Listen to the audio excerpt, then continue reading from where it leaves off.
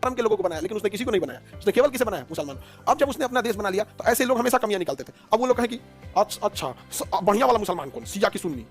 अब वो में मार किया, मतलब जब तक विभाजन नहीं था तब तक किससे लड़ रहा था? हिंदू से। अब अपना देश बना लिया तो बढ़िया वाला मुसलमान कौन? शिया और सुन्नी। मार धनाधर मस्जिद में बम फोड़ने की जगह है। अजब हाल है। तुम ही अच्छा हो तो जाओ, तुम ही रहो। अच्छा, ये दोनों मिलके अहमदिया मुसलमानों को कहा कि तुम मुसलमान ही नहीं हो।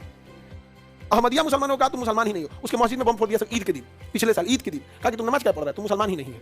अहमदिया मुसलमानों को। अच्छा, अगर वो नहीं भी है, मान के चलिए मुसलमान, तो तुम उसको बम फोड़ देगा? हाँ, याद रखिएगा, इस पृथ्वी पे अगर किसी को मिटाना होगा ना तो ऊपर वाला पल भर में मिटा देगा। दुनिया में इंसानों को बसाना था, पल भर में डायनासोर जैसी बड़ी हस्ती गायब हो गई। ये दुनिया हमारे आपकी नहीं है, किराएदार हैं हम लोग यहाँ पे। और किराएदार को यह हक किसी ने नहीं दिया कि इस मकान में कौन रहेगा और कौन नहीं रहेगा। तो अपन किराया दे, रह अपने यहाँ रहो चुपचाप। अब उसको मारना चालू किया। उसके बाद महिलाओं को बाल नहीं दिखना चाहिए, बाल नहीं दिखना चाहिए। एक वहां पर 5-5 को भी आकर के धैले हैं,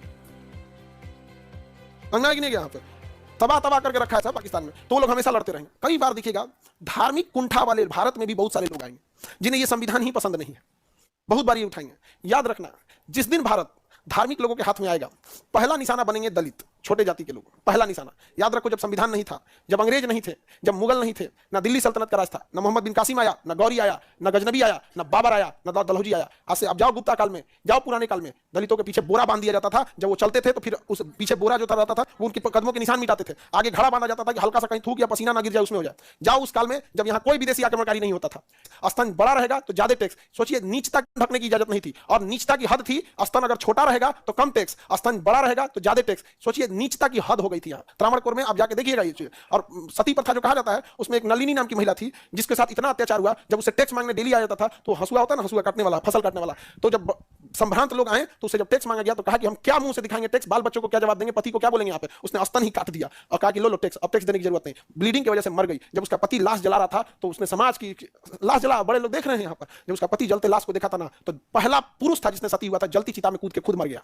तो याद रखना, गलत इंसान जो है ना वो हमेशा गलत रहेगा। इसलिए ऐसा बहुत बार ऐसा लगता है ना कि भारत में जब ये अंग्रेज आए, ये सब आए, आप जरा पीछे मुड़ के देखिएगा, आपका रूह कांप जाएगा। लड़की लोग बताइए, सती प्रथा किसी अंग्रेज ने लाया था? हाँ, ये बाबा झाबा दाबर ये सब नहीं लेके आया था सब यहाँ पे। ये हम ही लोग की देन थी। जिन एक और तो हम कहते हैं महिलाएं हमारी देवी है, भूज दिए लोग इसको बैठा के। हाँ, अच्छा, जिन्होंने सती प्रथा को लागू किया था आज वो बोलते हैं चिकन खाना शाकाहारी हैं हम। याद रखना, जीव हत्या पाप है, शाकाहारी हैं हम।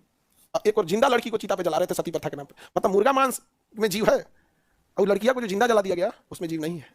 तो याद रखना ये चीज को। संविधान है तो हम सब हैं, वरना जब बोलबाला ऐसे लोगों का होगा तो याद कीजिएगा, जब संविधान नहीं था ना अंग्रेज थे। अरे हमारे देश में विदेशी आक्रमणकारी का आप कब से देखते हैं? जब मोहम्मद गोरी आया, मोहम्मद बिन कासिम के समय तो पैसा लूट के चल गया।